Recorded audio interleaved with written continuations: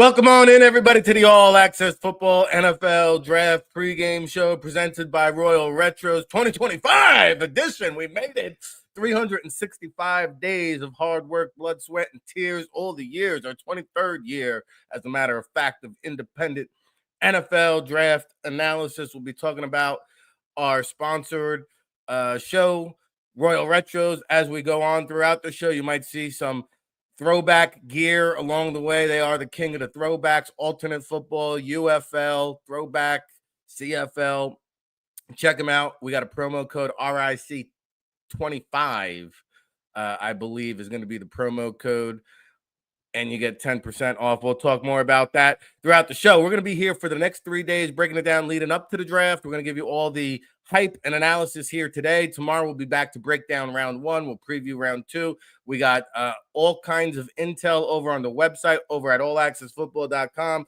It's not too late to go and get the draft Bible. I printed mine out, over 355 pages of background, medical, character, interviews, measurables, combine numbers, pro day numbers, our 23rd year of putting this bad boy out. I promise you, it's the most comprehensive NFL draft guide around. If you don't like it, I'll refund you. Money back guaranteed. You go find me a better draft guide, everybody. That's my word. Okay. And we're already on to 2026. If you go over to the website, we got the 2026 rankings leaking. They're leaking. We're oozing with NFL draft information. And like I said, we'll be here for the next 3 days leading up to the draft, 2 hours before the start of the draft. We're going to take it down right around draft time. Okay. And we'll be back Sunday morning at 10 a.m. to do the recap show. So Saturday at 10 a.m. before the draft, Sunday, 10 a.m. Recapping the draft. And then tomorrow with the earlier start, we'll go live at 5 p.m. So lock it in. Do us a favor, wherever you're streaming, YouTube, Twitter X, do us a favor, share, like, subscribe, tell a friend. It's them again. It's the draft guys here to break it down. And with me, I'm so honored to announce that we have my co-host for the next 3 or 4 days, Dave Delco from the Scouts Honor podcast show, joining us here along for the ride. Dave Del Cole, there he is. And we got Cole Glotzer behind the scenes making all the magic happen. Dave checking in. Welcome to the draft day, brother. How we feeling? Thanks, Rick. I appreciate you having me. I'm pumped, man. I mean, this is all the hours in the film room, all the reports. I mean, you do all the reports. I don't do any of the reports. You do way more work than I do. I just like talking about it and nerding out with it, but it all culminates tonight. At least it starts to culminate tonight. So I'm excited to be here chatting with you today. That's right, my draftnik brother from another mother. And if you go to the newsletter blast out that went out earlier this morning, draft day, there's so much content flowing on the website. It might have got buried there, but there's a great podcast you can go listen to on day 3, Draft Gems. We go into day 3, undrafted free agent territory. We go deep into the crates talking about the NFL draft prospects. Okay. Now, a lot of moving and shaking already as we count you down. We are just, oh my God, an hour and 56 minutes away. Dave, let's just get it out on the table. Cam Ward, number 1 to Tennessee. Travis Hunter, number 2 to Cleveland. Abdul Carter, number 3 to the Giants. Will Campbell, number 4 to the Patriots. Would you like to pick a bone about any of those picks?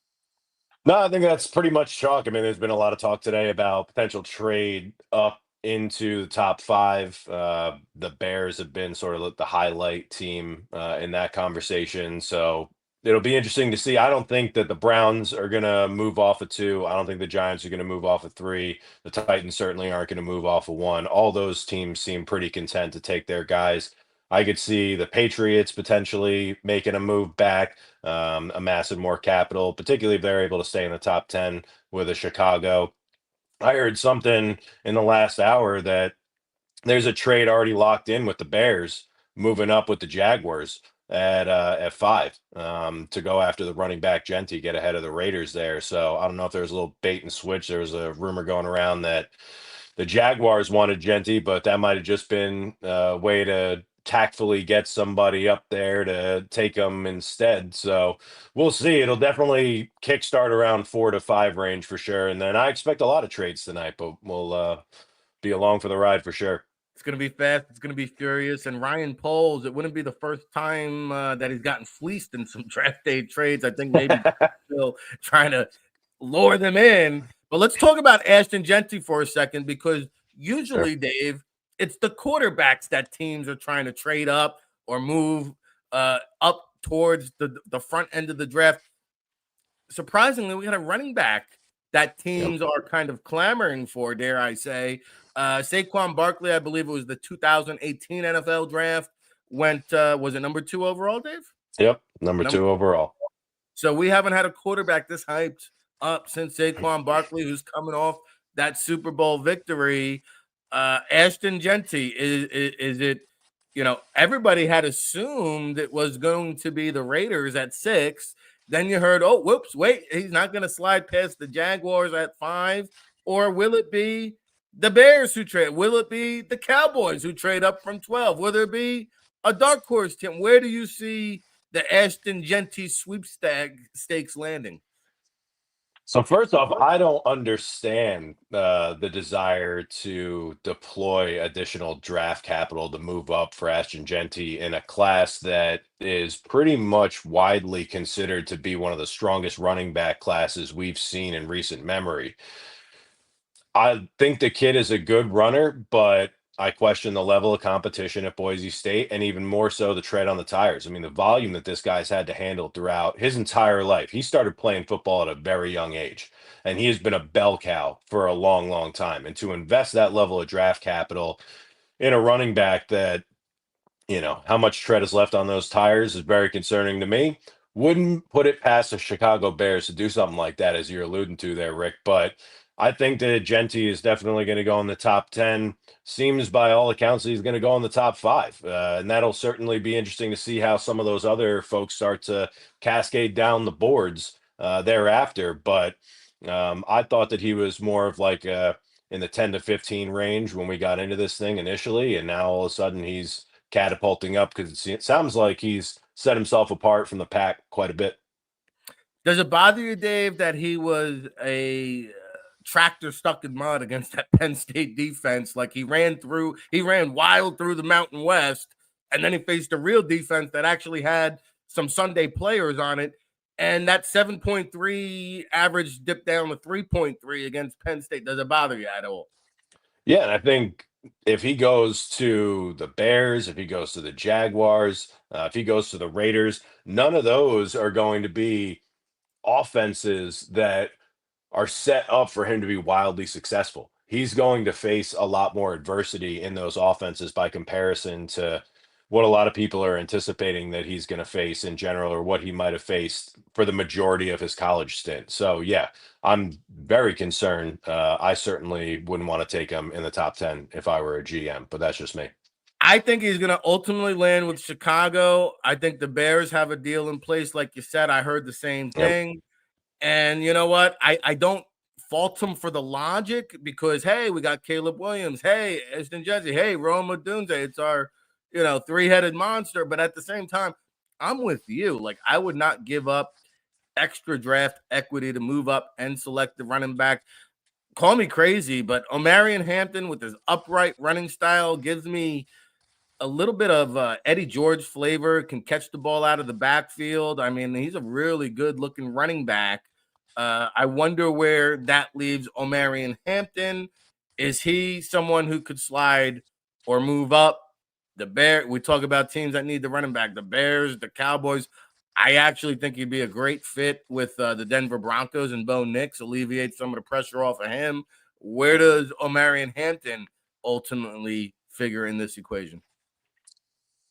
Yeah, it could go anywhere from the middle of the first to the back end of the first to the top of the second to the middle of the second. It just depends on how much teams are going to prioritize the running back position. Again, it being such a deep class, I wouldn't prioritize it if I were a GM. I don't think that there is that much of a gap between some of these top names we're discussing and somebody that I could get potentially at the top of the third round. So for me, when there's a lot of need for offensive linemen, for defensive backs, which are positions that might fade out a bit faster in this year's draft by comparison to the running back room, I don't understand the need to be taking these guys so high. But if you do value them as a perennial Pro Bowler, All Star, Hall of Famer, then of course you got to allocate the draft capital. I'm just not that convinced on them.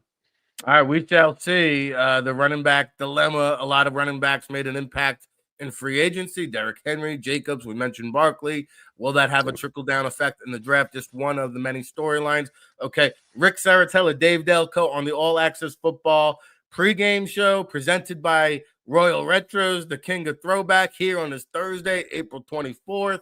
We are 1 hour and 48 minutes away until the start of day one of the NFL draft. And we've gone 12 minutes into the show, Dave, without talking about quarterbacks. So let's do it. The QB carousel. We know Cam Ward will be one. We go back to January. I can remember going to the East West Shrine Bowl and then people, scouts saying, oh, yeah, how cool is this? The possible number one overall pick playing in the East West Shrine Bowl. We were still up in the air. Is it Shador? Is it Cam? QB1? All of a sudden, it's falling like a rock. Shador Sanders, anonymous quotes, Tom Pelissero killing him in the QB article that came out on NFL.com. And, listen, it happens every year, as distasteful as it comes across in terms of my point of view. It happens every year. And what do you make of the Shador Sanders? Is he QB2? If not, who is your QB2? How is the QB carousel going to unfold here on the draft? It's interesting. I think that yeah, there were a lot of articles that came out that he didn't interview well.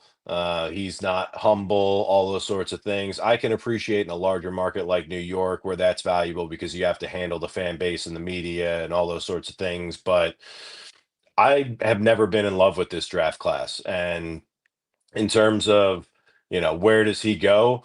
I think Pittsburgh is the right spot for him at this rate. And then, he drops all the way to 21. The interesting team here is going to be New Orleans at 9. Are they desperate for a quarterback given the injury news with Derek Carr? Does Jackson Dart fit their system better by comparison to Shador, which is going to have him slide down a little bit further? Are the Saints not going to take quarterback in the first round at all and go after more of a developmental day 2, day 3 guy and see what they get there and address the trenches? They have a lot of needs on their team beyond the quarterback position, and they're nowhere near contention as far as I'm concerned. So it's going to be a dicey slide for Shadur. I don't think that he gets out of the first round. I could see somebody trading back up. If you're talking about the other prospects, Dart is pretty well set to be, a good quarterback in the NFL. Is he going to win a Super Bowl? I don't think so. All the conversations around the Lane Kiffin offense translating to the NFL, things like that.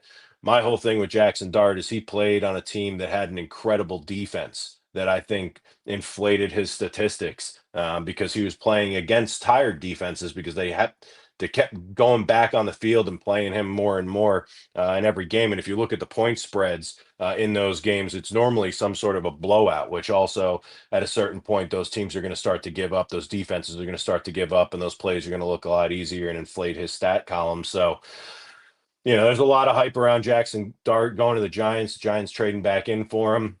I kind of understand that. Jalen Milroe is the highest upside guy out of the class, and he's showing up in Green Bay now. So he's going to be in the green room. He must know something, or his agent must know something for them to show up there. I mean, if they thought that they were going to slide to the third round, they're not going to be sitting around that green room for a day and a half waiting with the cameras full zoom on him, just putting him in the spotlight. So how you stack the rest of the quarterbacks, anybody's guess. Tyler Shuck is the anomaly in this conversation. How much do teams value the pro-ready offense that he was a part of? He's got the best touch out of everybody in this class, as far as I'm concerned. It's the injury history with him. He's got a broken leg. He's got shoulder injuries. He's an older quarterback, which isn't really too much of a concern when you look at Joe Burrow was 25 when he came out. Michael Penix last year, 26, I think he was coming out, goes top 10, which nobody saw coming to the Falcons after they signed Kirk Cousins to that big deal. So I don't think the age thing is as much of an issue with Tyler Shuck as much as the injury concerns are. But anybody's guess how these quarterbacks are going to fall. I do assume, though, that there's going to be at least three that get their names called, if not four, on day one. Yeah, listen, I don't understand the fascination with Tyler Shuck because I remember him as a hotshot freshman, 4 or 5-star recruit over there at Oregon. What was that, 6 or 7 years ago? And I followed his whole career. In fact, I was down in Louisville for training camp this year, and never once did I ever watch Tyler Shuck or going to a campus and have a coach tell me that Tyler Shuck was a first-round prospect until Lewis Riddick shed some love on ESPN, I guess he is on. The draft industry is such a copycat cottage cheese industry. One person says it, then the next person says it, and then it must be true. And we speak so definitively on these things, it drives me insane. Where was the Tyler Shuck love? Like I don't recall anybody talking about this guy as a first-round prospect during the He college was a football fourth season. or fifth round guy leading up into this process, and now all of a sudden I've seen people saying he could go as high as like 15, and that is ludicrous to me. Don't get me wrong, but It's fascinating, and yeah, I will say, for me, Shador Sanders is my QB1. So yep. the talk that he's going to slide possibly all the way to 21 to Pittsburgh seems crazy. I think that Jackson Dart reminds me of Will Levis in a way where whenever he had a big time matchup or he had a chance to make a statement game against a quality team, he just let me down. They lost the game. He had so much great talent around him, and when you expected him or needed him to rise to the occasion, he just came up a little bit short. And I like winners. And to me, Shador Sanders is a winner because he turned 2 losing programs into winning programs. And that tells me something. Not only that, he's a smart decision maker. You mentioned the ability he's built for the big market. What drives me even crazier is this narrative like Coach Prime is baggage. I remember when Archie Manning was staring Eli Manning out of the San Diego. Couldn't play for the Chargers. Won't do it. Can't do it. Won't do it. Oh, and for the Mannings, it was a smart business decision. I mean, Dion has kind of been in the background, and all of a sudden, it's a problem. I'm just curious, is the media going to keep this same energy when Arch Manning comes out next year? And the hierarchies of the Manning legacies are involved with his draft status.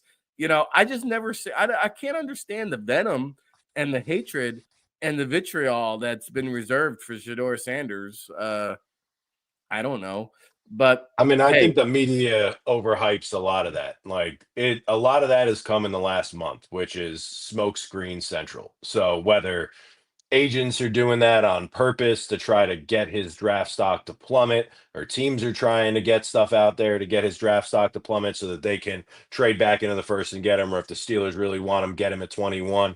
There could be some strategy and chess moves there to do something like that. But Shador, I don't love the measurables on him. I'm a purist when it comes to the height and weight, and he doesn't have that as far as I'm concerned. The level of competition that he played against, yeah, he elevated a couple programs, but I'm just not enamored enough with the quarterbacks at the top of this class to think that they're going to win me a Super Bowl to invest that level of draft capital to get them. If I'm going to take a quarterback in this year's class, I'd rather prioritize some other positions early and then see who I can get in the third to fourth round range in that Kyle McCord, Will Howard, Quinn Ewers, Riley Leonard vein, and see if I can strike lightning in a bottle down there.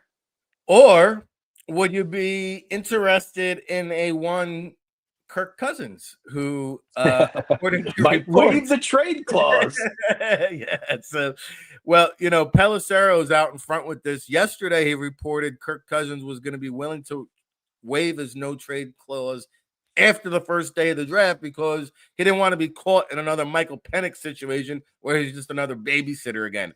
Yep. Now you're hearing Well, you know what? He might want to wait until after day 2 to see how that tier 2 of quarterbacks, because some of these teams, like, it's fascinating, right? We talk about the Browns need a quarterback, the Giants need a quarterback, the Saints need a quarterback. They're all picking in the top 10, and yet nobody's really assuming that they're going to pick a quarterback for certain. So these Yep. teams either are going to have to trade back into the round 1 or wait until round 2, right, Dave? Yeah, and I wouldn't be surprised. I don't think it's, the Kenny Pickett year. I mean, obviously Cam Ward goes number one, but after that, are we gonna have one other quarterback go late in round one and then nobody else until the third round?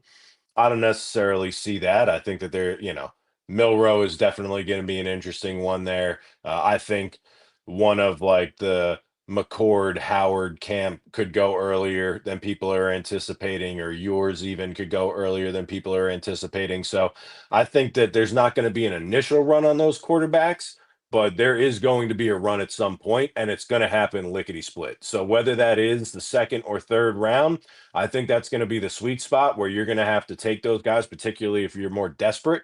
I don't quite understand trading back into the first and giving up a ton of capital for one of those guys when you Well, could to just control the wait and fifth get a. year option, right? You have the Yeah, quarterback. but like, I mean, If he's good at that point, you're extending him and paying him anyway, yeah, right? it's Yeah. just like I don't get it, Like I'm going to give up multiple draft picks that could be depth on my team, that could potentially be positional players that could help that quarterback develop, or trench players that could protect that quarterback. I'm going to give that up for a fifth year option? Like, make it make sense. I don't see it. Yeah, well, I'm not a big advocate of giving up draft picks. They are like lottery tickets. Yep. You see starters drafted on day 1, day 2, day 3, round 1, round 7, everywhere in between. Dave Del Cole, Rick Serritella breaking it down, chopping it up. It's the 2025 All Access Football NFL Draft pregame show presented by Royal Retros. We're going to take a quick commercial break. When we come back, we're going to talk about some latest rumors and buzz. We'll get into some of the Michigan men, Mason Graham, Will Johnson. I hear one is moving up, one is moving down, opposite directions. Who's going which direction? We'll talk about that. Surprise first round picks, bold, fearless predictions that can transpire on day 1. We're almost there. We're counting you down. An hour and 37 minutes away. We'll be back right after this. We might be looking at a golden era of running backs, and Ashton Genty might be right in the middle of it. This is just straight football. There's a hole, you go hit the hole. You don't hesitate, you run right through it. And then when you get there, you let your contact balance and your strength allow you to spin and turn and get every blade of grass that you possibly can while you wrap up the ball. Okay, that's what you got to get. Go get those 7 yards that are right there. Now you got to play like this. All right, spread option, shotgun, a little patient right here. You got some color showing up right in front of you. Stiff arm, break the tackle. Now you're in the open field. All right, now put the right foot in the ground, little cut, stiff arm again, and then you just take as many players as you can with you. All right, that's beautiful. Then you get a run like this, where you go, okay, watch him just glide right out of the pistol. Loves to run out of the pistol. All right, he's just gliding right here. Patient behind his blockers. Then the explosion right here. He's always looking at the next level. And even right here, he has a chance to come out of that tackle right there. Special player, special talent. Who's going to spend the top 10 pick to improve the running game? If you were just going to watch Jalon Walker play one half of football in this first half against Texas, based on this game, in this half, you might take him number 1 overall. Because he lined up everywhere. Off the ball inside linebacker. He came off the edge. And he comes off the edge with unbelievable movement. Here he is against Kelvin Banks out here. Off the edge, off the ball, doesn't matter. But he watched this move. He sees the back. And he attacks Banks right here. And his movement, he doesn't stop moving. He refuses to stay blocked. And then he turns the corner and he takes down Ewers right there. Like, wherever he lined up, and it was all over the place in this game, that he was being able to dominate the action. You watch him right here, all right? And you watch his fluid movement right now. Like, here it is. Again, makes the tight end miss. Here he is, long arm naturally on Banks. and then gets off the block. Naturally gets off the block. And then in a spy technique on Archie Manning right here, you watch him and you watch the burst that he has right here. This is late first half, all right? Minute to go. Archie in the game right here. He's in a spy. And Archie breaks the pocket and he can run. And you watch him just flatten Archie and take him down. And then right before the end of the half, Archie's going to get hit and the ball's going to come out. And who's going to get it? But Jelon Walker. Like on the spot. Like the ball's out and there's Walker. Like that first half of football was damn good.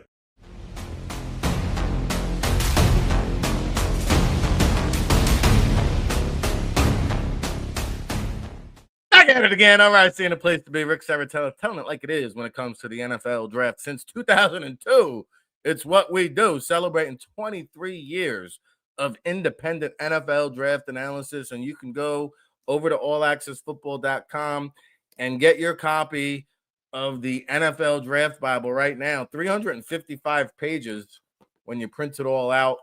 And it's no pictures, anybody. It's just pure data, information, interviews, stats, measurements.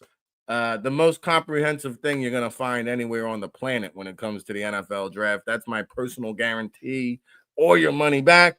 I mentioned we're presented by Royal Retros, our NFL draft coverage here all weekend long. We'll be counting you down to the NFL draft Monday, Tuesday, Wednesday. Nope, today's Thursday, Friday, Saturday. Happy days. Sunday, the recap show.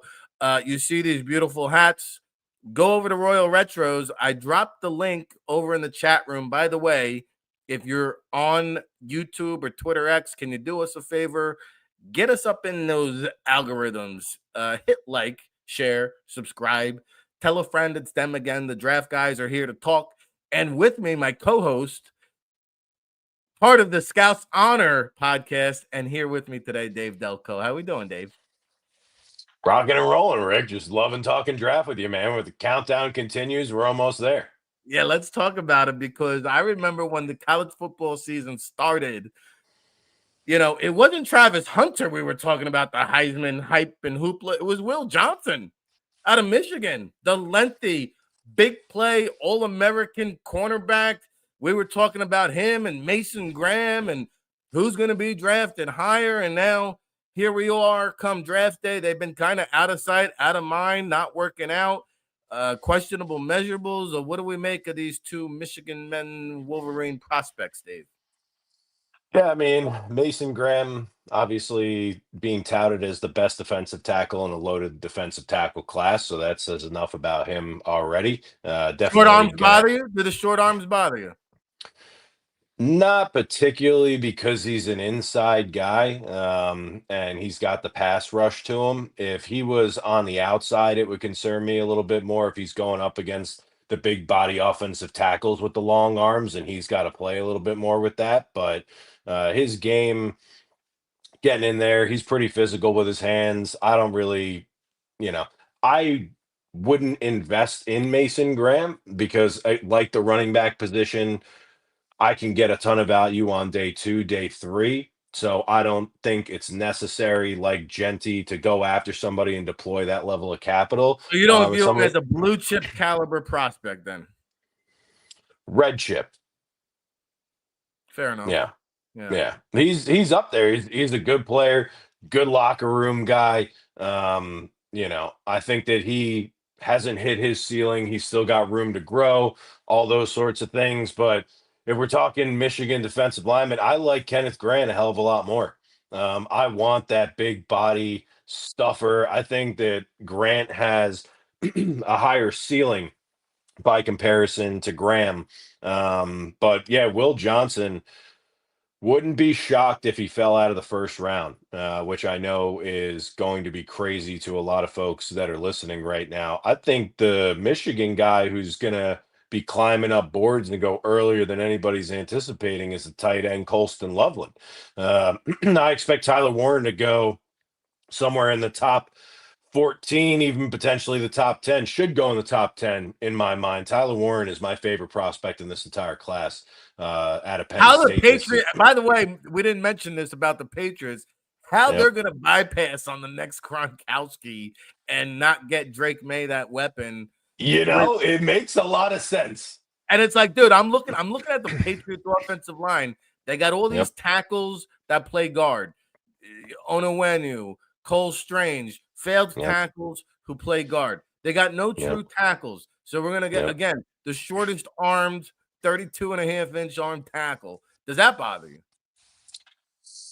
So, excuse me, I'm still getting over cold. By comparison to Mason Graham, if you're playing Will Campbell on the outside, potentially, but Well, if he goes Will to the Patriots, he's going to be there. Vidarian Lowe now is penciled in as the I know, is starting. their left tackle. Yeah. I love Will Campbell. I love his demeanor. I love his attitude. He loves to play football, which is incredibly important to me when selecting a player high in the draft. I mean, this guy came in as a freshman and has been starting ever since in a big time SEC program with big time players getting drafted every year out of that offense. And he was a blindside protector there. So, I don't have a problem with Will Campbell playing tackle. I think he can play tackle. Could he potentially have a better career as a guard by comparison to tackle? Sure, you could make that argument. I want to get him in camp, put him up against my best defensive ends and see how he kind of shakes out. But I've never had a problem with the short arms as much as I have with like the height and the weight. Well, both of these short-armed, alligator-armed prospects could go back-to-back. We mentioned Will Campbell, number 4, to the Patriots. Is Mason Graham, James Gladstone comes over from the Rams where they drafted Brandon Fisk, 31-inch arms a year ago in the second round, had a very productive season. Does Mason Graham come into play for the Jaguars at 5? I think he certainly could, but I think that the Jaguars need to put more of an emphasis on the offense. They've got Trevor Lawrence there, who's been puttering for a couple of years. They, you know, hit gold with Brian Thomas Jr. last year, coming out of LSU in the middle of the first round. But outside of that, the running backs haven't worked out for them. They don't have a tight end anymore. Evan Ingram has since moved on. There just isn't a ton of firepower in that offense, and I think that it would make more sense for them to prioritize somebody like a McMillan or a Warren to give Trevor Lawrence some more firepower to throw to, split up a defense, give a coordinator more to be concerned about by comparison to a defensive tackle, again, when you can get that later on, day 2, day 3. All right, we're going to get to T-Mac in a second since you mentioned McMillan. I want to wrap up on the Michigan men, though, because you mentioned Will Johnson could fall out of the first round. That's due to a degenerate knee situation now. He didn't run that 40-yard dash at that private workout for NFL teams. You talk about not a lot of tread on the tires. There might be a lot of tread on those knees there for Will Johnson. So it's very realistic that he could indeed slide out of the first round altogether, which would be remarkable when you consider where he was at this time last year, being bandied about as the potential number 1 overall draft pick. Hey, Dave Del Cole is my number 1 overall draft, Nick. I'm Rick Serritella. We're going to be here for the next 3 days with the pregame coverage, Sunday, the postgame recap show. Go over to allaccessfootball.com. Do yourself a favor, get the NFL Draft Bible. Hundreds and hundreds of in-depth scouting reports, background, medical intel, exclusive interviews, combine measurements, pro day, all you could want. Plus, we got the 2026 content already flowing. We're on to next season over at allaccessfootball.com, your home for year-round coverage of the NFL draft and everything football. We'll be bringing you the top CFL prospects, UFL, the Indoor Football League. We got our finger on the pulse with all of it, but it's all NFL draft all the time for the next 3 days, 4 days, 365 days. We're an hour and 25 minutes away to the 2025 NFL draft. Hey, if you got a question out there, please chime in. I love to be interactive with it. Enough of you guys, I think because most of you view on the Twitter X platform and not on YouTube, we don't get as many comments and questions or concerns, but I'd love to hear from you. And while you're there, check out the affiliate link for Royal Retros Our NFL draft coverage is brought to you by Royal Retros, the king of throwbacks. You want throwback CFL, you want throwback USFL, you want XFL, you want whatever you need. They got it. Use our promo code. What is the promo code, by the way? Is it RIC10? RIC10 should get you 10% off the entire website. Okay. T-Mac. Ted McMillan, the most interesting man on the first day of the NFL draft. We loved him, then we hated him. Now we love him again. I thought this guy was going to fall. I'm an old school scout when it comes to love for the game and passion, and I don't care about an off the cuff. I don't care if it was an off the cuff interview. He still said, I don't really love football or watching film. That bothers me. It irks me. I don't care if it was years ago. I don't care if his head wasn't thinking about the NFL draft, because deep down in his heart, inside his head, that thought process exists. And that's not a guy I want to invest a first round pick in. But here we are. You mentioned Jacksonville should invest in an offensive player. He could go as high as number 5. The Dallas Cowboys are reportedly hot to trot for T-Mac as well. Where do you see him? First of all, is he your number 1 wide receiver, Dave? And where do you see him falling here on draft night?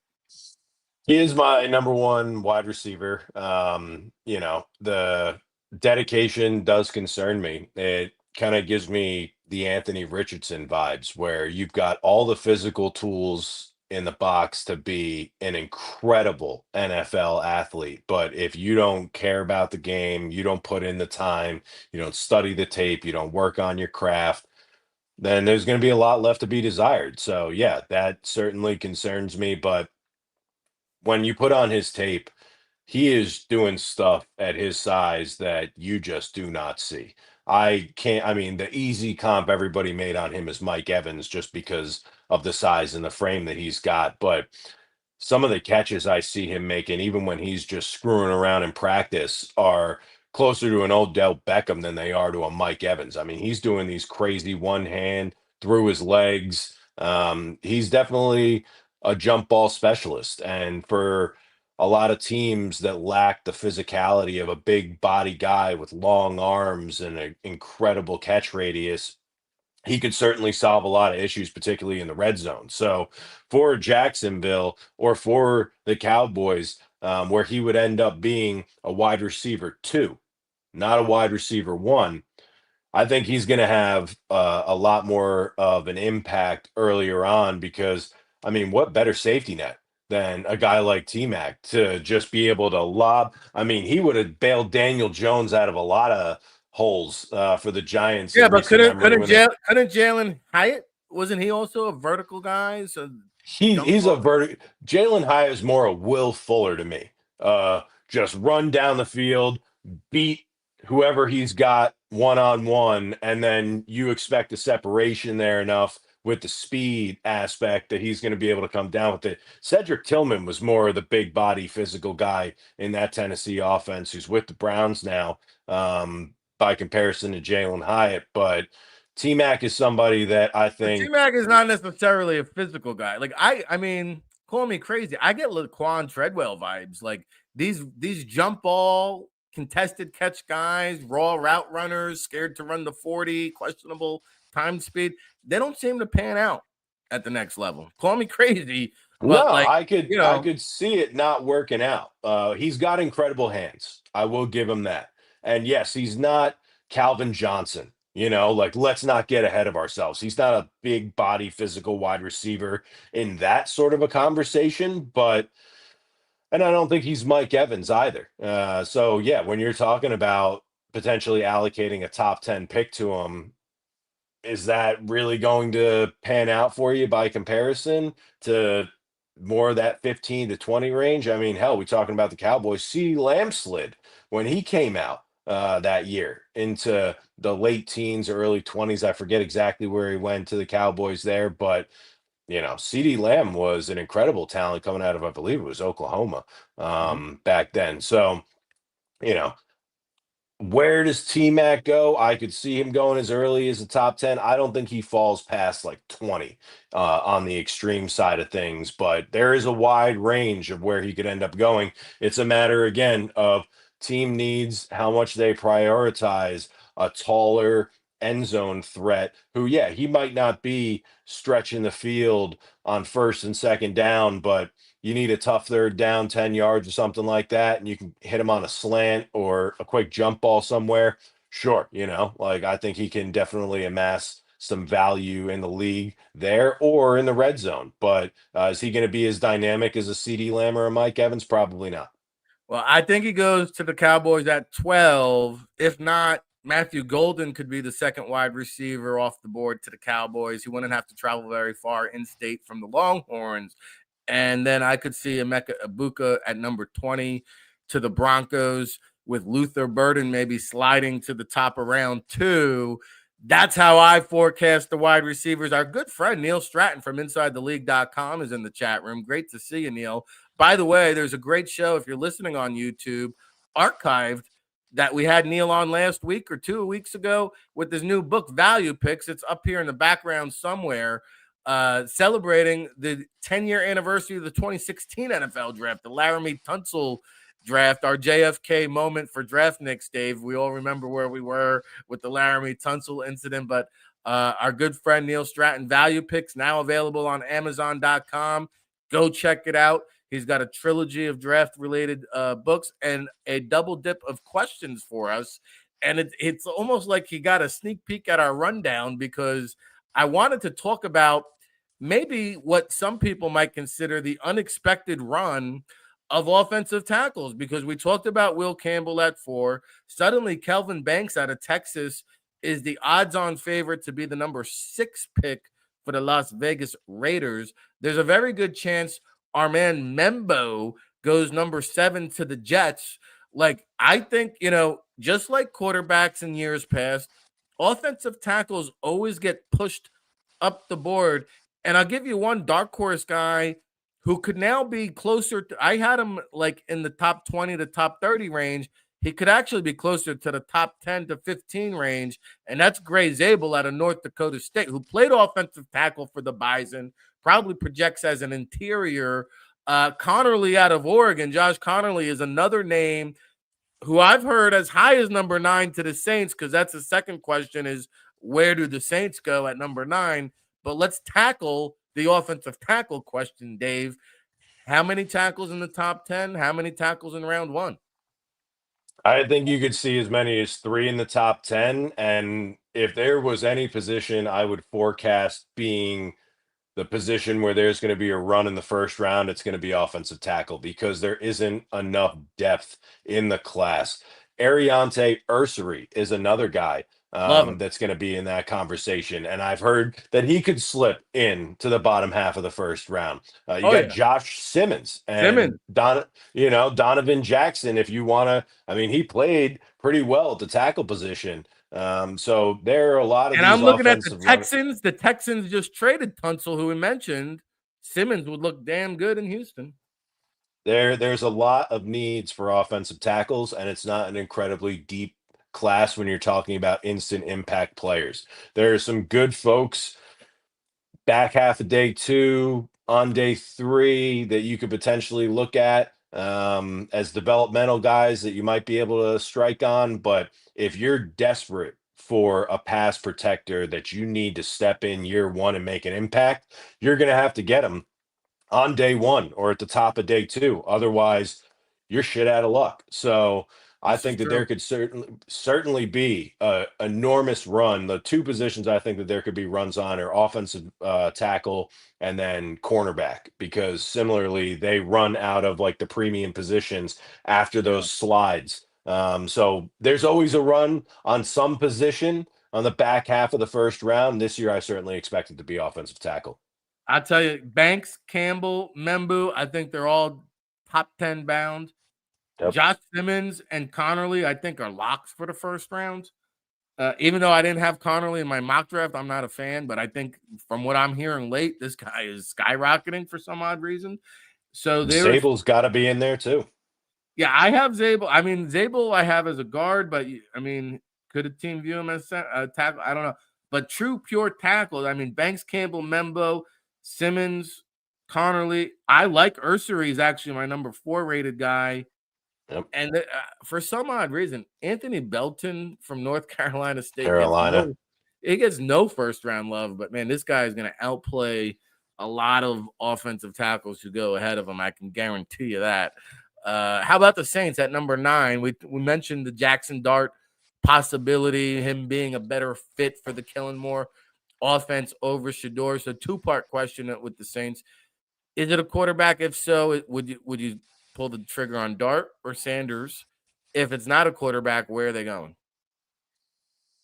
I think that the Dart is a better fit for their offensive scheme, so I would expect that it would end up going Dart over Sanders if they do go quarterback. I don't understand the rationale of going quarterback there. I don't think that they're a quarterback away from anything. Well, you And got a new head being coach. You want to get the quarterback right. I mean, you're going to go Spencer Rattler right now would be your week 1 opening start. So, I mean, you know. It's not to say that they don't need to address the quarterback position, but should they do it with number 9 overall? That's where I don't see it. I get that, yeah, they need to make a splash. Hell, the Patriots took Drake May at 3, still fired their head coach, you know? So I don't know that the Giants haven't taken a quarterback. They still got Brian Dable, you know? Like they're Kellen Moore is not going to get blown out of that organization in this next year because he doesn't take a quarterback at 9. I think that my philosophy, which is an ode to Dave T. Thomas, who taught me everything that I know, you need to build a team and then bring in a quarterback when the time is right. There's structure in place for him to be successful. You look at how the Lions built a team and then brought in a quarterback. You look at how the Rams built a team and then brought in a quarterback and are able to be successful. Even the Commanders last year had more of a team and a nucleus for Jaden Daniels to be able to step into and hit the ground running by comparison to, like, who do the Saints have? It's just, it doesn't make sense to me to bring a high round quarterback into a tumultuous situation where you're going to risk potentially getting them hurt when they don't have an offensive line that's going to be able to protect them. Because what are you going to do? You're not going to throw Jackson Dart in the fire week 1. So you're going to have to start Spencer Well, Rattler you as might one of have the. to. You might have You to, might, though. yeah, but then what a crazy investment that's going to be, man. You're just going to roll this guy out in a shitty offense and hope for the best. I mean, that's just chaos to me. That's not a good way to start your tenure, We'll as roll the far as dice I'm with concerned. Spencer Rattler, I guess. Dave Del Cole, and Rick Serritella breaking the top job. They One don't name have a good option, but one name I keep hearing is Michael Williams out of Georgia. Very much like Trayvon yep, Walker when you talk about length, yep, intangibles, yep. measurables, the upside, projects to be a better NFL player than a collegiate because, they use that rotation there and what he can become. Obviously, they need an edge rusher. That would, I believe, qualify for building in the trenches inside out. And Yep. then, we'll see. Like, will they be in play for Kirk Cousins? Will they wait till next year? Will they wait till day 2? Carr, it doesn't sound like is going to be ready to rock week 1. So Spencer Rattler, I guess Jake Hayner has a shot. Jake Hayner's still on the roster from last check. So one guy we haven't talked about yet. We've gone through all the top 10 scenarios here, counting you down. Just an hour and 11 minutes away to the start of the 2025 draft destination, Green Bay. Jalen Walker, who I think got a late bump up boards here. You go over to the Vegas odds, his over under is 8.5 right now. There's kind of a thought process. He could be a wild card to the Jaguars at 5. Otherwise, he doesn't get past the Panthers at 8. And I don't know. I thought his frame was better built for a linebacker that could be used occasionally as a edge rusher, but it sounds like teams just want to unleash the beast and Jalen Walker and let him be a full-time edge. What's your take? He's been an interesting one that's fluctuated all over the boards and the rankings throughout this entire process. And yeah, he's sort of skyrocketed in the last few weeks. Is that a smokescreen or is that reality? I understand that he's got a lot of physical tools to be able to develop, but the question around where you're going to play him and what he's going to be good at. He's a bit too much of a tweener in my eyes. If you want a straight linebacker, I'm a huge Jahad Campbell guy. I don't think you're going to find somebody more into Jahad Campbell than I am, even Now, with the what about shoulder the injury. torn labrum? He had shoulder surgery after the combine. He's not going to be ready for the start of training camp. Maybe a rookie redshirt year. How do you weight that in the equation? I think that he plays at some point. Granted, I don't have access to the medicals. So if it is flagrant, then that's a different story. Way I look at it is he's a linebacker. A busted up shoulder isn't as bad as a busted up leg, right? Like he can still hit people with a busted up shoulder. He's not uh, a cornerback who needs to be able to swat balls down on a regular basis. He's pretty good in coverage, so he's going to have to keep his hands up here or there. But that injury isn't as much of a concern to me as like a knee or a femur or an Achilles or an ACL by comparison.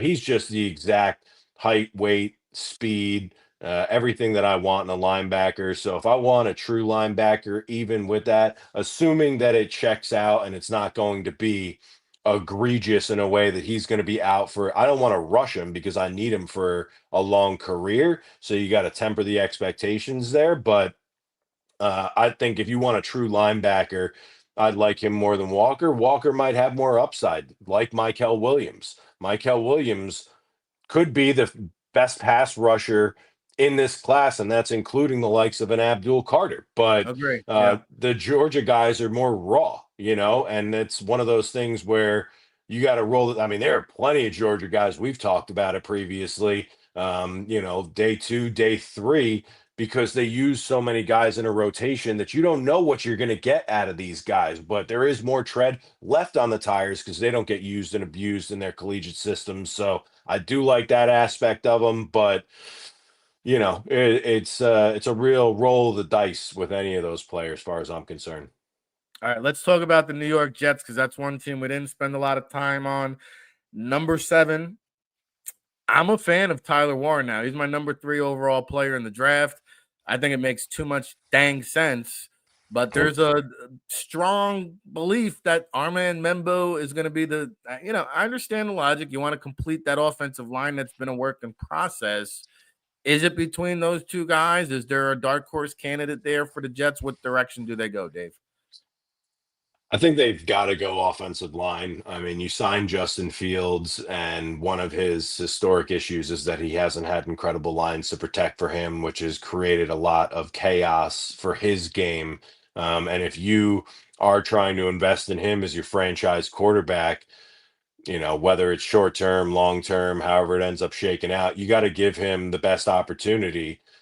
Is a tight end a great safety net blanket for him? Absolutely. But again, when you're talking about positional value in this year's class, I can wait for day 2 for Mason Taylor, a Terrence Ferguson, and Elijah Arroyo to do a similar sort of safety net. Not nearly as good as Tyler Warren. Don't get me wrong there. Tyler Warren is, again, my top guy in this class. But I think protecting the quarterback is always my first and foremost concern.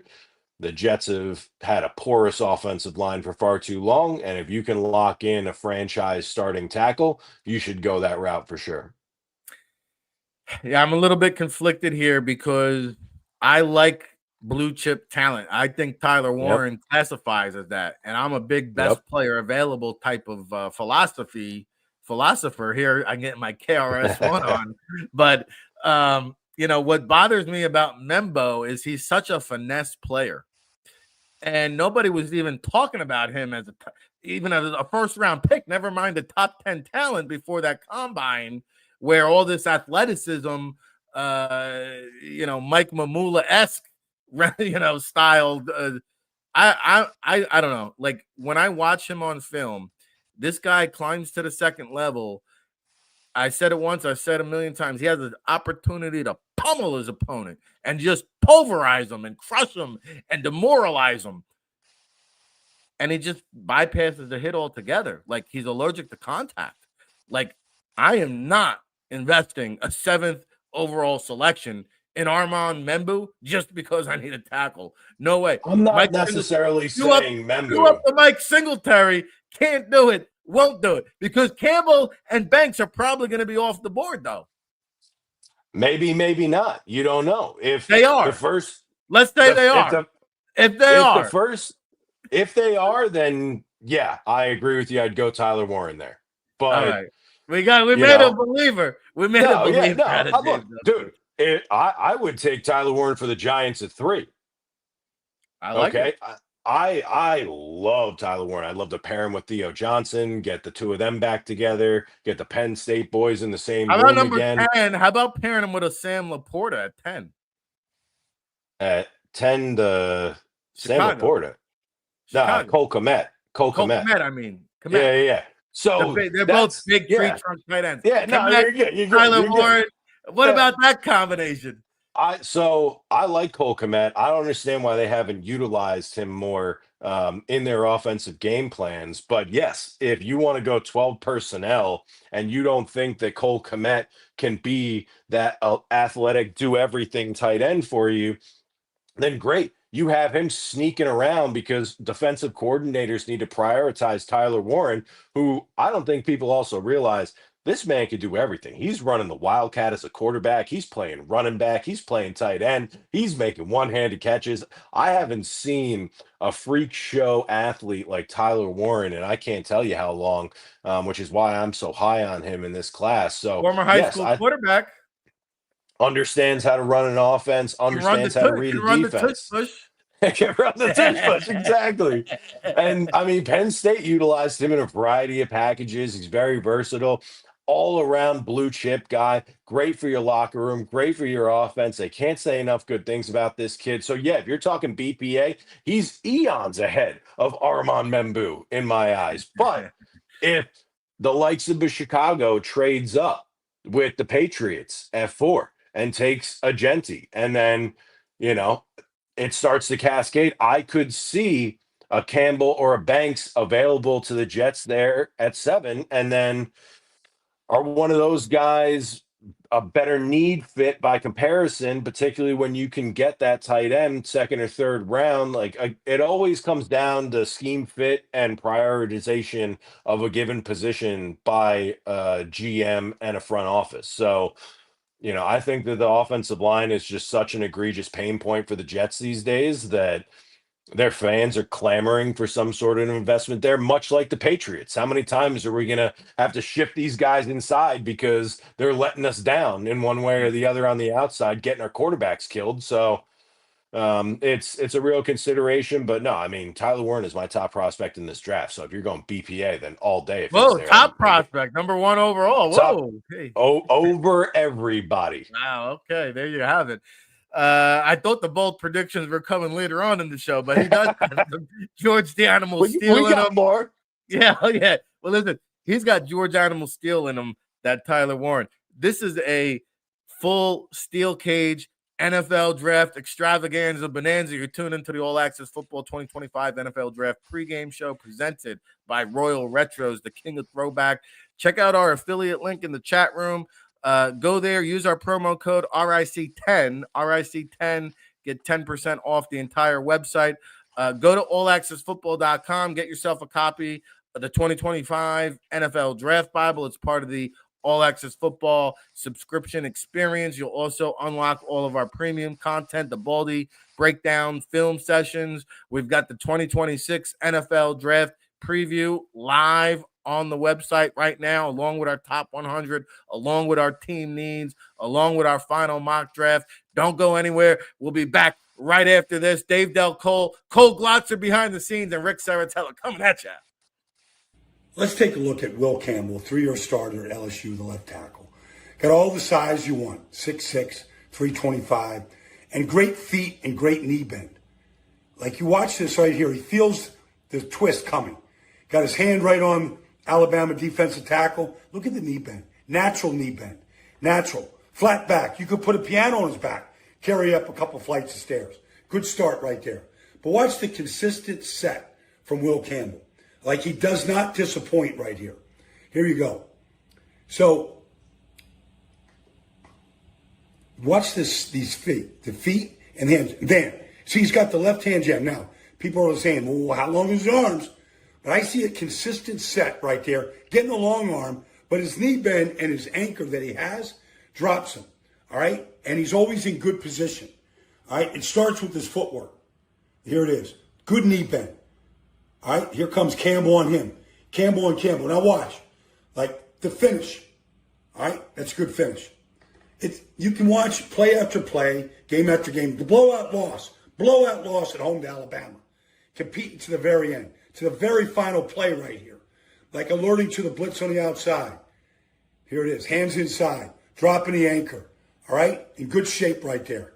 So that Nussmeier can make that throw. Touchdown to the very end. Will Campbell's a great prospect. The first thing I noticed when I studied Kelvin Banks Jr., left tackle Texas, is his footwork. Pitter-patter. Never gets his feet together. Now, right here, excellent job of just running him around the arc right here, okay? But I'm looking at that play just for the footwork. Now, you watch this.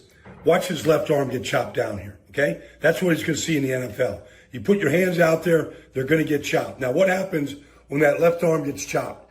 There's the chop. Now, do you forward lean? Do you lose your balance? Or do your feet rescue here? His feet does a good job of rescuing him, okay? The feet keep moving. That helps. That helps when those kind of things happen. Now, you got to dance the dance out here. No loss of balance, okay? You watch this here. The footwork, all right? His hands are getting pushed. His wrists are getting grabbed. All right, now he chops down. But look at he's not going forward here. Like he's in good position. All right, reset, keep dancing. Good. You like it. Now, he doesn't have ideal length. He's not quite 6'4", probably doesn't have ideal arm length. People talk about him as a guard, and maybe he is. Maybe he's going to be but just a smooth transition right there, okay? And then in the run game, you just watch him here against Jack Sawyer, and you just watch the ability to get to the second level. The ability to run, get to the next level, like all that stuff is quality from Kelvin Banks.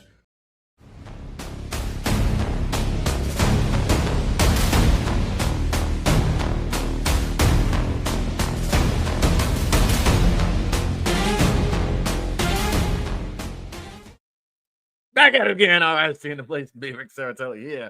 For the 2025 All Access Football NFL Draft pregame show, it's all presented by Royal Retros, the king of throwback. You see these beautiful hats. I got some shirts coming on the way. Hopefully they'll be here in time for the show. We'll be back at it again tomorrow at 5 p.m., 2 hours before the NFL Draft for the pregame show coverage. Saturday at 10 a.m., 2 hours before the noon start time. And then Sunday, back at it again at 10 a.m. to recap all the draft festivities. You're tuned in right now to the Extravaganza Bonanza pregame show. Buckle up, baby. We are 56 minutes. We are Lawrence Taylor minutes away from the 2025 NFL Draft in Green Bay. And we welcome in my co-host throughout the weekend, Dave Del Cole from Scouts Honor Podcast. I don't know if you saw the video clip circulating out there. I don't know when it was from for Lawrence Taylor, and they asked him about his NFL draft experience, and he said, I don't remember much, but I remember 41 Coors Lights. And, and they said, well, what, did you have family around or friends? What was the scene like? He's like, I had my drinking buddies with me. Yep. We're going to be trying to break that record later this evening once we get off the air. What do you like want? Stone Cold Steve Austin smashing the cans. That's a 30 rack plus a 12 pack. -1. We'll pour one out for the homies. That's my homie, Dave Del Cole, my draft Nick from another mother. And we got Cole Glotzer doing a wonderful job behind the scenes. We are minutes away. Nothing earth-shattering. We did have a day 3 draft trade, but nothing so far on day 1. We do believe the Chicago Bears are rumored to be moving on up, possibly for Ashton Jeanty in a trade with the Jacksonville Jaguars. We shall see. Things are getting interesting. So with that being said, let's talk about some bold predictions and surprise first-round picks. We'll go surprise first round pick first, Dave Del Cole. Who you got? Well, before we get into that, I was checking the Twitter feeds when we were in the break there, and Slick Rick, who is one of these anonymous inside sources on Twitter, half the time he's right, half the time he's wrong, but I certainly enjoy everything that he puts out there, had just tweeted that the Browns are moving out of 2, and something's going on there, which could change the entire dynamic of what everybody's expecting to be a chalk beginning to this draft, which would also make sense to me based off of that trade you were just alluding to with some day 3 picks, where the Browns ended up getting a 5th this year and a 5th in a later year for Yeah, a because they couple of only had 6. 4. I think they only had 4 coming in to the draft. But why would you make a trade for day 3 picks this early unless you have the framework of a deal in place to potentially move back in or what have you, where a Hmm. team says, I don't want a 6, but if you give me a 5th, we can make it happen? That's the only justify. There's too many things that are going to play out between now and the 5th round to make a move like that unless you need that as a trade piece, as a part of a package to make something happen that you have in the works behind the scenes. So things could get dicey real quick if the Browns move out of 2 and then move back up. Who knows what ends up playing out there, but an interesting tidbit as we're inching closer to start time here. Well, that makes more sense to me because Travis Hunter is the best player, in my opinion, in this year's draft. In fact, he's the best cornerback I've ever evaluated, and he's one of the best players I think I've ever evaluated. So it would make a lot of sense for a team to want to trade up for a Travis Hunter. I would think that the coup to move out would be a king's ransom. So maybe Ryan Poles is getting fleeced again. Wouldn't surprise any of us, for sure. I had heard the Jags also really like Hunter. So is there a scenario where they're potentially trying to move up and nab him as a two-way versatile player? Who knows? We'll see. But if somebody moves into that 2 spot, it could certainly change up the dynamics. You would assume it would be for Hunter to get ahead of the Giants and anybody else. But what if they take Carter? What if they take a quarterback? Well, Oh, I mean, there's yeah, there's that I would mean, there's throw a monkey wrench into it if yeah, they went right, Carter instead of. exactly. Yep. Well, we will find out in just 52 minutes as Dave Delco, Rick Serritella break it down. AllAccessFootball.com. You can be an expert too. The process, we like I said, we started rolling out the 2026 rankings and preview on the Draft Bible a couple days ago. So next year's process has already begun. This is 365 days worth of work and interviews, compiling data and information, intel, background reports, medical. And I wanted to go back to my guy, Oladeju, Femi Oladeju from UCLA, Dave, because Yep. we talked about the offensive tackles getting pushed up the board, but this kid out of UCLA, I don't see how a team doesn't pull the trigger on Femi Oladejo out of UCLA because his best football is truly ahead of him. He's a failed off-ball linebacker for the last Yep. 3.5 years. The UCLA Bruins said, "Hey, let's try this 6'5", 260-pound behemoth at edge rusher." And I think he must have led the FBS in sacks the second half of the season because he was a beast. I saw him down in Mobile. He was the best looking edge rusher there. I got a lot of love for Femi Oladejo, and I think he is going to be a surprise first round pick. Who you got? Yeah, I could certainly see it. He definitely came on the scene ferociously down there in Mobile, really garnered a ton of attention. And we've been talking about a lot of guys with short arms. Oladeju got some long arms, boy, which as a defensive end is something that you want to be able to get around Oh, those yeah. offensive tackles and the big bodies in the NFL. I think my surprise, you know, take for day one is that a lot of the defensive linemen fall out of the first round. I anticipate that there's going to be a run on offensive tackle and cornerback, like I was alluding to earlier, because those positions are a little thinner throughout the draft. So I could see the likes of a Kenneth Grant, a Shamar Stewart, some of these names that you're hearing as in that 20 to 32 range falling into the top of day two, and then there being a feeding frenzy down there. But some of those guys like the Maxwell Harristons, the Trey Amoses of the world, I could certainly see them jumping up into the first round.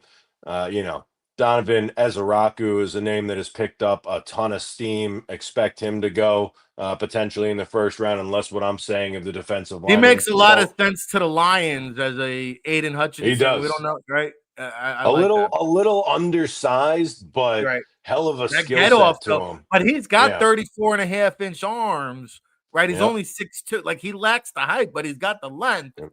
And Yep. that get off, I mean, he might have the most explosive, quickest, fast first step in the entire draft as Araku.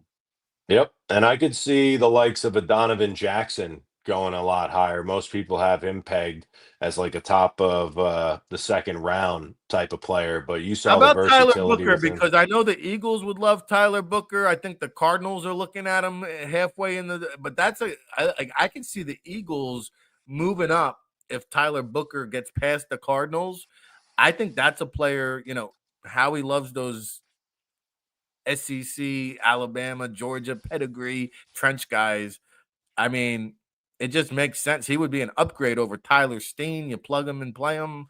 Tyler Booker to the Eagles, I could see it. A lot of people love Tyler Booker. I'm not in that camp. I Why think is that? Why interior, is that, Dave? uh, just don't like the Alabama offensive linemen. They don't translate into the NFL. Tell me the last one that did, which I get is a convoluted statement because there's always anomalies to those sorts of equations. But he's just kind of lazy. I don't think that I would put him above the likes of a Donovan Jackson. And I think that interior offensive line is incredibly deep to me in this class. A lot of people like Savania, a lot of people like Ratledge. Ooh. There's the Garrett Dellingers of the world. I know you're like a Jonas, big. you said Savania. He's like a curse word to me. That guy, Savania. I slapped a fake I'm three. saying a lot of I Yeah. don't think some people are talking about him though as the top of the second round. I know. So I it's. know. But there's a lot of like the Miles Fraziers. I mean, we've talked about a lot of these interior Yeah. offensive linemen. I like Miles. Yeah. Yeah, no, me too. Had a great Senior Bowl, So again, am I going to go after a Tyler Booker with a first round pick when I could get somebody mid rounds, late day two, early day three, something along those lines? I don't see the value there. I'd much rather go with a Gray Zabel, with a Donovan Jackson, who give me a lot more position versatility in that range by comparison to the likes of a Sometimes you Tyler just Booker. need a pure dominant mauler, though. Like Booker, to me, I'd Yeah. rather have him than any of those tackles. I think this guy is a mean mugging machine, and he's just a true. That's what I like about him. He's not a tackle that's too short. He's not a guy that has to kick inside. Like, he's just. And they tried him briefly at tackle. I think he had to step in for injury. It didn't work out so well. But man, he's a really good looking guard. If he goes into an offensive line unit where there's stability around him and he's sort of like the last missing piece, I Well, could that's what I see mean. him doing The well. Eagles have the best offensive line in the league. Sure. But if he Plug him goes right in, into a and tumultuous situation, and then I don't think he's going to be successful.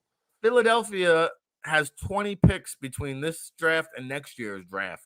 They're going to be Oh, looking to he's wheel and a deal and genius. move and Yep. slide Yep. and ride. And Chris, no longer in St. Pete, has a question.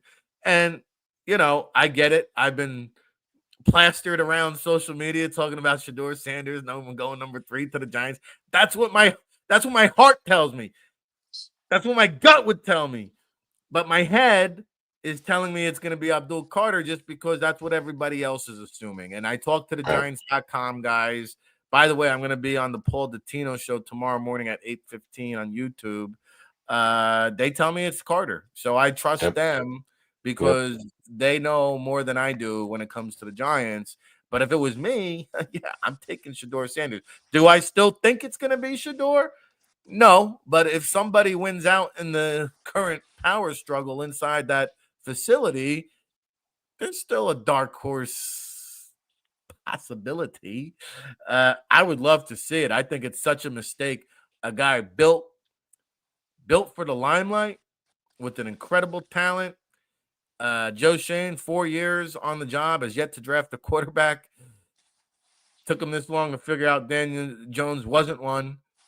And now he's going to make his oats with Russell Wilson and Jameis Winston. But I digress. Let's get into bold predictions with Dave Del Cole and Rick Serritella here on this pregame show. We're going to ride it out for a few more minutes here. We'll see if any breaking news comes down the wire. Man, I don't even know what – I've heard so much hoopla and misdirection and off the reverse lateral plays now. I don't know what's a surprise, what's a bold prediction, what's not a bold prediction. I had some during the commercial break, but I forgot them. So you go first, Dave. What's a bold prediction that you got? I think Landon Jackson, the defensive end out of Arkansas, could surprise a lot of people and slide into the tail end of the first round. I like that. You know, dude, this guy is enormous and jumped a 40-inch vert. I'll tell you what, too. Like, if you go to allaccessfootball.com and you're subscribed to the premium content, you can get access to our film sessions. And we did an edge rusher or defensive line scouting seminar with Brian Baldinger where we were breaking down edge rushers and defensive linemen, and Landon Jackson. This guy jumps off the film, lengthy, right? Athletic, powerful, all the traits and measurables you could want. Now, the production wasn't there. Like, they were expecting a big season this year, and I don't want to say he regressed, but he didn't exactly have the year that he wanted. So maybe the hype, you know, some of the luster has worn off. Some of that gleam has kind of dimmed a little bit on Landon Jackson, but I agree. I think he could be a guy who surprises. How about I got one for you?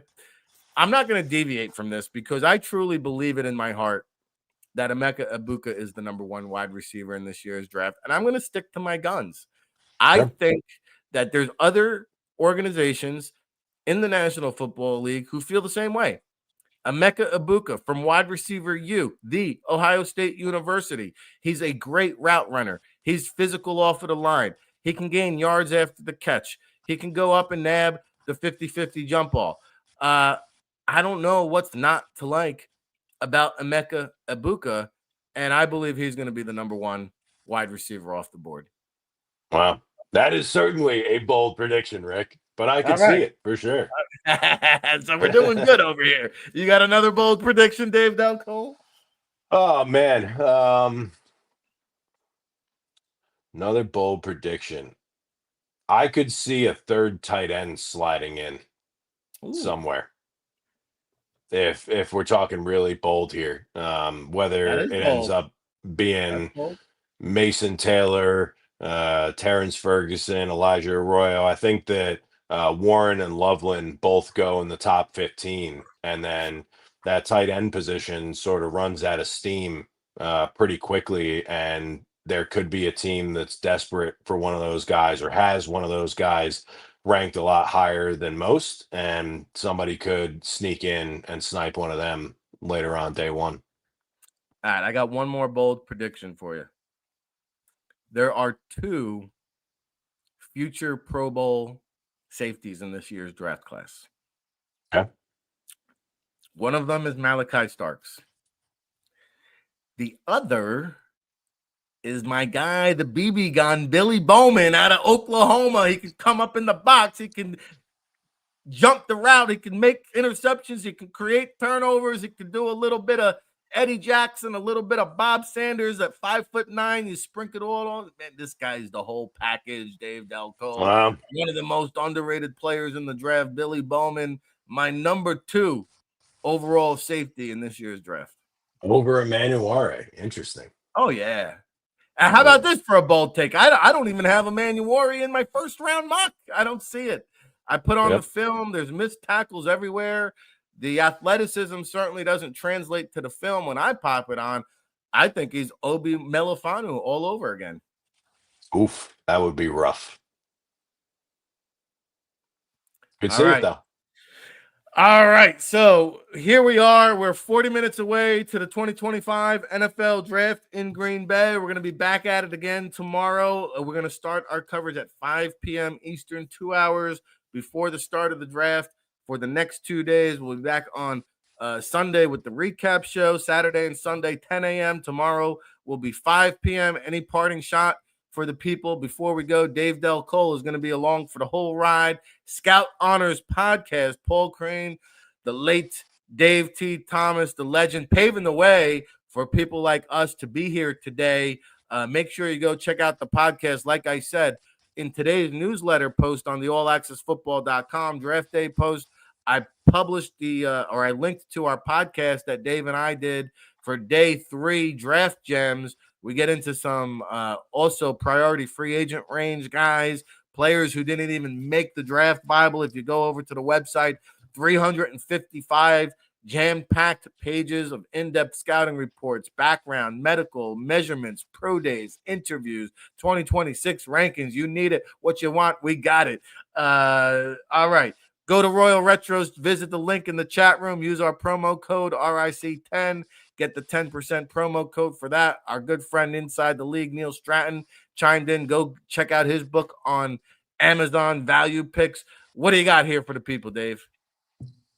Just excited, man. We've been talking about this, spending so many hours, days, months, factoring in all these variables of an equation that normally never pans out the way that we anticipate that it might. So I'm just excited to finally be able to ride the roller coaster. We've been standing in line for months on end. We're finally getting on the ride, strapping in, and about to start working up that first wave until we come plummeting down and the chaos ensues. So I'm just excited to be able to put on my TV, sit on my couch, get a little shit-faced, and enjoy the draft.